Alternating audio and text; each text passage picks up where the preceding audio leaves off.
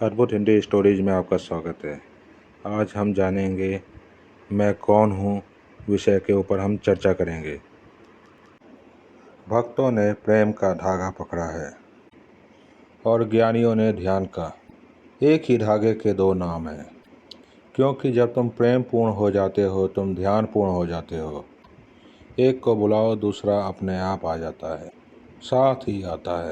जैसे एक गाड़ी के दो चाक, वैसे ही प्रेम और ध्यान। जो है उसे मिटाया नहीं जा सकता। अगर अंधेरा होता तो दिए के जलाने से मिट नहीं सकता। तुम दिया जलाते हो, कमरे का फर्नीचर तो नहीं मिट जाता। अंधेरा मिटता है सिर्फ, फर्नीचर तो अपनी जगह रहता है। सच तो ये है, अंधेरे में दिखाई नहीं पड़ता था, रोशनी में दिखाई पड़ता है। अंधेरा मिट जाता है, फर्नीचर तो नहीं मिटता, दीवार दरवाजे नहीं मिटते, तो दिए के जलने पर कौन मिटता है? दिए के जलने पर वही मिटता है जो था ही नहीं। अब अंधेरा मिटाया थोड़ी जाता है, मिटाना होता तो मिटाना मुश्किल हो जाता। उसी तरह जब मैं कहता हूँ अपने को मिटाओ तो तुम हो नहीं, गौर से देखो, उतने में ही मिट जाओगे। और जैसे ही तुम्हें पता चला मैं नहीं हूँ, वैसे ही तुम्हें पता चलेगा कि परमात्मा है। कोई परमात्मा हत्यारा थोड़ी है कि जब तुम मिटोगे तब तुम्हें मिलेगा। नहीं, अड़चन केवल इतनी ही है, जब तक तुम सोचते हो कि मैं हूँ, तुम्हारा ये सोचना कि मैं हूँ, तुम्हारा ये मानना कि मैं हूँ, तुम्हारी आंखों पर पर्दा बन जाता है। यह सिर्फ मान्यता है और कुछ नहीं। यही तो होता है जब तुम ध्यान में बैठते हो, भीतर देखते हो और जानते हो कि मैं हूँ ही नहीं। सिर्फ एक भ्रांति थी, धारणा थी, एक भाव था कि मैं हूँ। जो नहीं है वो वही ध्यान में मिट जाता है। जो नहीं है वह प्रेम में भी मिट जाता है। जो नहीं है वही मिटता है। मैं यही कह रहा हूँ, अपने को देखो ठीक से। कभी शांत बैठ के निरीक्षण करो, कौन हूँ मैं, कौन हूँ मैं, कहाँ हूँ मैं, क्या हूँ मैं। और तुम कहीं भी ना पाओगे, एकदम सन्नाटा छा जाएगा। एक ही प्रश्न पर्याप्त है, पूछो मैं कौन हूँ, मैं कौन हूँ।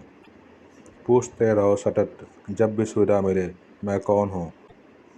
ऐसा पूछने से पता चलेगा मैं हूँ ही नहीं। संतों की बात का मर्म समझना सीधा सीधा आता नहीं, क्योंकि बात इतनी दूर की होती है कि तुम्हारी भाषा में उसे कहा नहीं जा सकता। ऐसा पूछने से तुम्हें पता नहीं चलेगा कि तुम कौन हो। ऐसा पूछना तो एक तरकीब है तुम्हें जगाने की कि तुम कौन हो। मैं कौन हूँ, मैं कौन हूँ, ऐसा करते करते सब पढ़ते छिलते जाती है और सब समाप्त हो जाता है। प्याज बची ही नहीं, शून्य मात्र रह गया। यही तुम हो और यही परमात्मा है। लेकिन तुम बचे नहीं, इस शून्य में तुम कहाँ। और यह स्वाभाविक है, मिटने में डर लगे। मिटने की बात ही डराने वाली है, मिटने की बात भयभीत करने वाली है। ये कंपन पैदा कर देता। लेकिन तुम हो ही नहीं, ऐसा सोचो। मिटने की बात ही क्या सोचना, होते तो मिट भी सकते थे, हो ही नहीं। इस सत्य को खोजो। मेरी बात मान मत लेना। चलो मान लिया कि आप कहते हो कि हो ही नहीं, इससे कुछ भी ना हो। मेरी बात को तो सिर्फ एक प्रेरणा समझो, एक चुनौती कि मैं ऐसा कह रहा हूँ कि तुम नहीं हो, तो जांच पड़ताल तो करो, हूँ या नहीं। ये बात सच है कि झूठ, मेरी बात पर भरोसा मत कर लेना। इसको परीक्षण की कसौटी पे कसना है। बोधि धर्म के पास ऐसा हुआ था। सम्राट ने कहा था कि मैं बड़ा चिंतित रहता हूँ, बड़ा परेशान रहता हूँ, मेरा मन शांत होता ही नहीं। मैं कैसे शांत हो जाऊँ, इसका कुछ उपाय बता दें।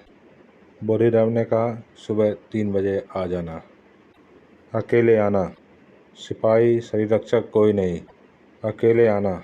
मैं 3 बजे प्रतीक्षा करूँगा, और जब आओ तो ख्याल रखना अपने इस मैं को ले आना, क्योंकि मैं शांत ही कर दूँगा इस मैं को।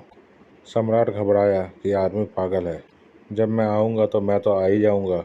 बोधि धर्म की आंखें और बोधि धर्म का ढंग कहने का कि 3 बजे अकेले आना, और इस आदमी के बाबत हजारों अफवाहें आ रही थी कि ये बड़ा खतरनाक है। एक शिष्य ने जब तक उसको अपना हाथ काट कर इसको ना दिया, तब तक उसका शिष्यत्व स्वीकार नहीं किया। ये आदमी कुछ अजीब है, खतरनाक है, और रात 3 बजे बुलाया है। ये भी कहता है कि शांत कर ही दूंगा। उसने सोचा कि आना ठीक नहीं, खतरे से खाली नहीं, पर सो भी ना सका। अब तक उसने बहुत से साधुओं, बहुत से महात्माओं से कहा था कि मेरे मन को शांत कर दे। इतना बड़ा साम्राज्य मिल गया फिर भी शांत नहीं होता, बेचैनी बनी रहती। किसी तरह मुझे शांति दे। किसी ने कभी नहीं कहा कि शांत कर देता हूँ। उन्होंने बड़ी बड़ी बातें की, उन बातों से कुछ सार ना हुआ। पहली बार कोई आदमी मिला जिसने बात की ही नहीं। कहा तू आ ही जा, सुबह 3 बजे निपटारा कर ही देते हैं। कहीं ऐसा ना हो कि यह आदमी शांत करने की कला जाने में भी डर लगे कि कहीं ये आदमी पगला ना जाए। और इसके बाबत कहानियाँ ऐसी है कि कौन जाने व्यवहार कैसा करे। और एकांत में जाना, मगर फिर सो भी ना सका, रुक भी ना सका, जाना कठिन था। ऐसी प्रबल आकांक्षा खींचे चली गई। बोरीराम बैठा था डंडा लिए, दिए जलाए। गांव के बाहर एक मंदिर में ठहरा था। उसने पूछा मैं को ले आए कि नहीं। सम्राट भी ने कहा कि जब मैं आ गया तो मैं को कहाँ छोड़ूंगा। ये बात आप दोबारा दोबारा क्यों कहते हैं कि मैं को ले आए कि नहीं। बोरीराम कहता है कि मैं इसलिए कहता हूँ क्योंकि मैं को लाऊंगे तभी मैं उसे शांत कर पाऊँगा। अच्छा बैठ जाओ, आंख बंद कर लो और खोजो कि ये मैं कहाँ है। जैसे मिले पकड़ लेना, झपट लेना और मुझे बता देना। मैं उसे उसी वक्त शांत कर दूंगा। और तुम्हारे भीतर है, मैं तो कैसे पकड़ूंगा, तुम ही पकड़ोगे।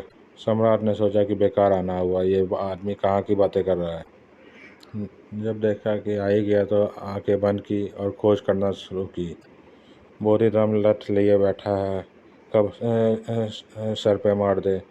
वो कह रहा है कि जब कीमत लेना, सो मत जाना, खोजो, आज समाप्त ही कर देंगे इस समय को। सम्राट ने जितना खोजा कभी भीतर देखा ही नहीं था। कौन देखता है। खोजा, पकड़ में नहीं आता कौन मैं, कैसा मैं। इधर गया उधर गया, भीतर की परत पर छानी। धीरे धीरे शांत होने लगा। इस खोज में ही शांत होने लगा। जब सूरज उग रहा था उसके चेहरे पर अपूर्व आभा थी। बौद्ध धर्म ने कहा बहुत हो गए। बोरीधर्म ने कहा बहुत हो गया। आँख खोलो और जवाब दो, पकड़ पाए कि नहीं। सम्राट हंसने लगा। उसने कहा कि नहीं पकड़ पाया, लेकिन आपकी माँ कृपा की, आपने शांत कर दिया। मिलता ही नहीं है ही नहीं तो अशांति कैसी। सारे ध्यान के प्रयोग, साक्षी के प्रयोग इसी दिशा में गतिमान होते हैं। भय लगता है यह तो स्वाभाविक है, क्योंकि तुमने मान रखा है कि तुम हो, मिटना पड़ेगा। इधर हम बात ही कुछ और कह रहे हैं। इधर ये कहा जा रहा है कि तू है ही नहीं, इतना जानना है और मिटना हो गया। और जैसे ही मिटना हो जाता है वैसे ही परमात्मा प्रकट हो जाता है। तो जो छिपा है वो प्रकट हो गया।